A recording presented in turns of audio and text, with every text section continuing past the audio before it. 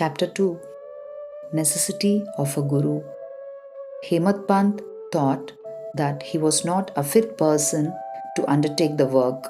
He said, I do not know the life of my intimate friend, nor do I know my own mind.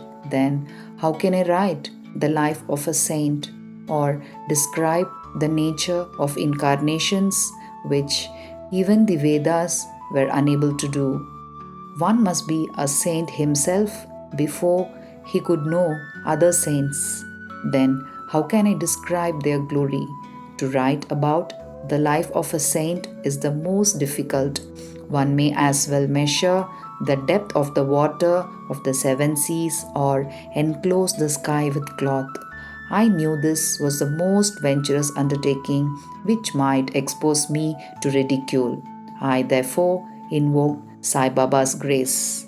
I could not myself ask Sai Baba to give me permission for this work, so I requested Mr. Madhavrao Deshpande alias Shama, Baba's most intimate devotee, to speak to him for me.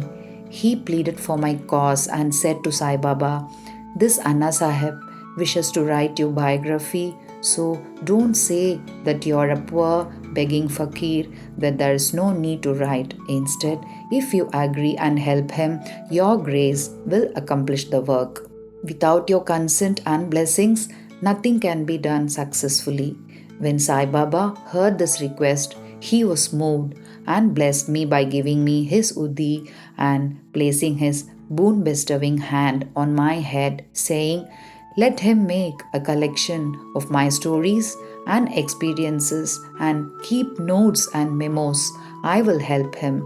He is only an outward instrument. I shall write my autobiography and satisfy the wishes of my devotees. He should get rid of his ego and place it at my feet.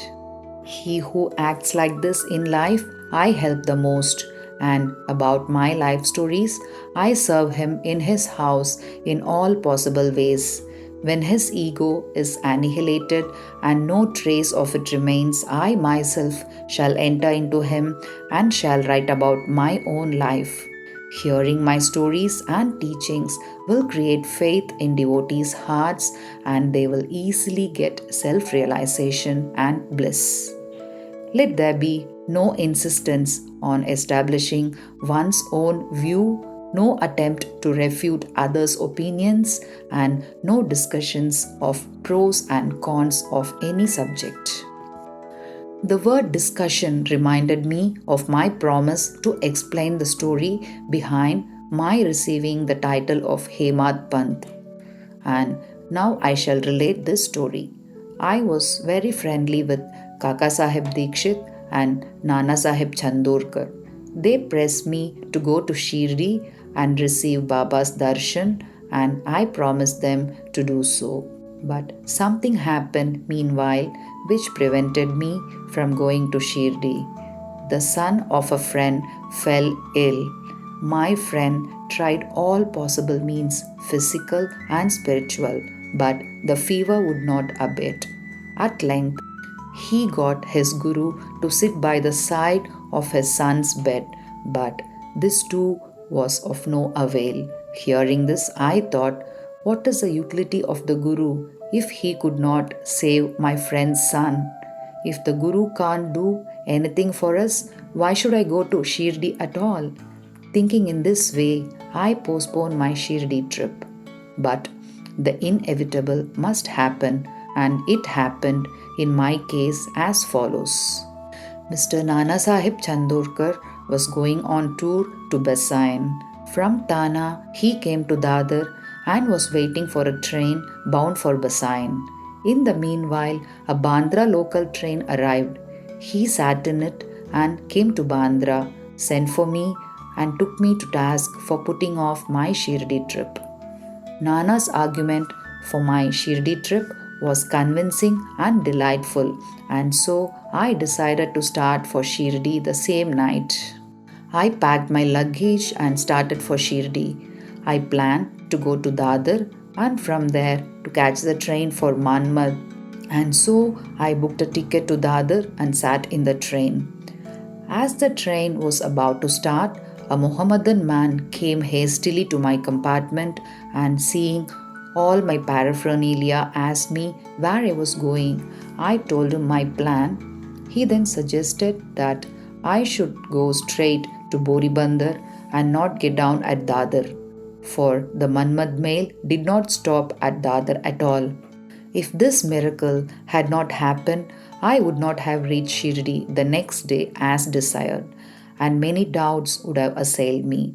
But this was not to be. As fortune favored me, I reached Shirdi the next day before 10 a.m. Kaka Dikshit was waiting for me there. This was in 1910, and there was only one place, Sathe's Wada, for lodging pilgrim devotees. After alighting from the Tanga, I was anxious to receive darshan when the great devotee Tatya Sahib Nolkar returned from the masjid and said that Sai Baba was at the corner of the Wada and that I should first receive Baba's preliminary darshan and then after bath see him at leisure. Hearing this, I ran and prostrated before Baba, and my joy knew no bounds. I found more than what Nana Chandorkar had told me. All my senses were satisfied, and I forgot thirst and hunger. The moment I touched Sai Baba's feet, I began a new lease of life. I felt obliged to those who spurred and helped me to receive darshan, and I considered them my real relatives, and I can never repay their debt. I can only remember them and prostrate before them. The peculiarity of Sai Baba's darshan, as I discovered, is that by his darshan, our thoughts are changed, the force of previous actions is abated, and gradually non attachment towards worldly objects grows. It is by the merit of actions in many past births that such darshan is got. And if you see Sai Baba, the entire world becomes or assumes the form of Sai Baba. On the day I arrived in Shirdi, there was a discussion between Bala Saheb Bhate and me regarding the necessity of a guru. I contended, why should we lose our freedom and submit to others? When we have to do our duty, why is a guru necessary? One must try his best and save himself. What can the guru do for a man who does nothing but sleep indolently? And Mr. Bhate took up the other side and said, whatever is bound to happen must happen. Even great men have failed. Man proposes one way, but God disposes the other way. Brush aside your cleverness. Pride or egoism won't help you. This discussion, with all its pros and cons, went on for an hour or so, and as usual, we did not arrive at a decision. We had to stop the discussion ultimately as we were exhausted. The net result of this was that I had lost my peace of mind and found that unless there is strong body consciousness and egoism, there would be no discussion. In other words, it is egoism which breeds discussions. When we later went to the masjid, Baba asked Kaka Sahib Dikshit what was going on in the Wada. What was the discussion about? And staring at me, Baba added, what did this Hemadpant say?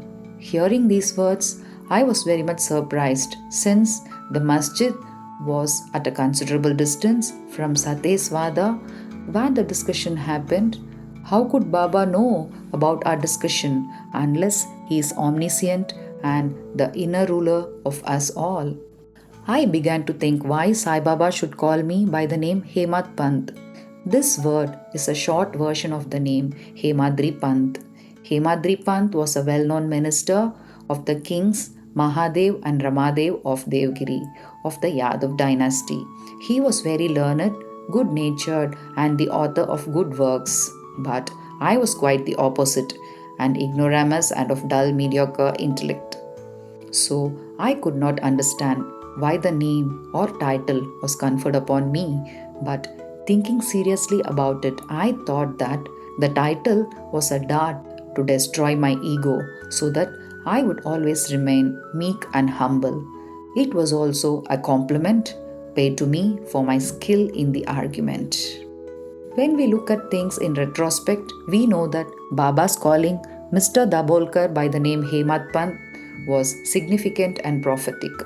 As future years showed, he looked after the management of Sai Sansthan very intelligently and maintained its accounts professionally.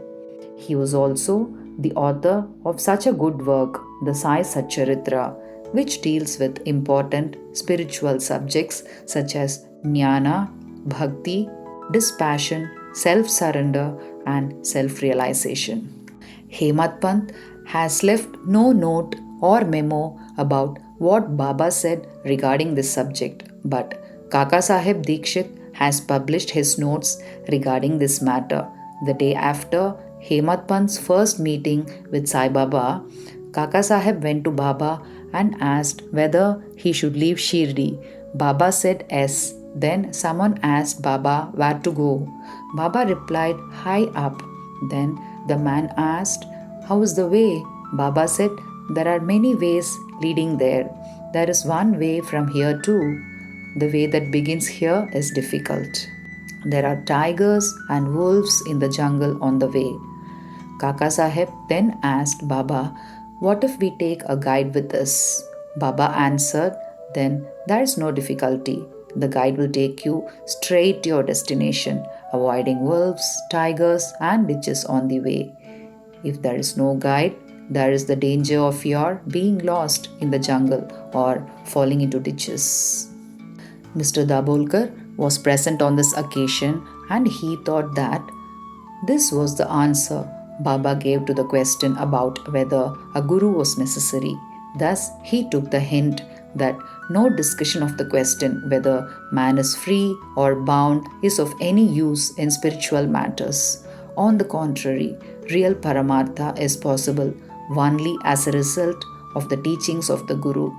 This is illustrated by the examples of great avatars like Rama and Krishna, who had to submit themselves to their gurus, Vashishta and Sandipani, respectively, to attain self realization. Therefore, the only virtues necessary for such progress are faith and patience. Bow to Shri Sai, peace be to all. Om Sai Ram.